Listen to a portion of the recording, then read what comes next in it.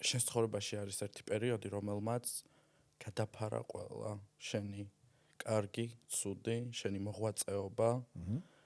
ეს არის 2021 წლის 27 ივლისი, როდესაც გამოვიდა სტატია ბრალდებებით შენს მიმართ.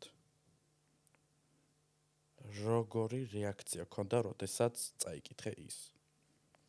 ეს სტატია ესე არ წამიკითხავს, ეგეც ვიღაცამ მითხრა სტატიამდე რაღაც სტატუსი იყო, მაგრამ ზოგადი აზრით ვცდილობ, რომ ამ თემაზე ნაკლებად ვილაპარაკო.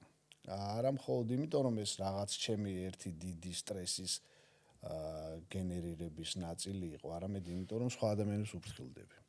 რაც არ უნდა გაგიკვირდეთ. მათ შორის იმ აქტორებს, რომლებიც ამ სტატიაში მონაწილეობდნენ.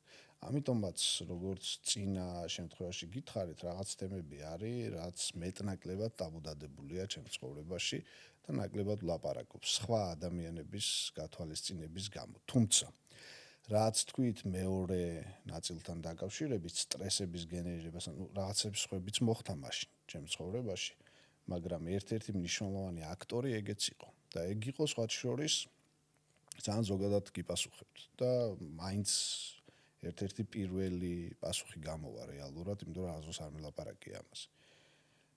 ეგ იყო პირველ რიგში სწორედ იმ ამბავთან დაკავშირებით, რაზეც ჩვენ ძალიან ვრცლად ვილაპარაკეთ წინა კითხვების დროს. ეგ არის სახელის შებრალვის შიში, ხო?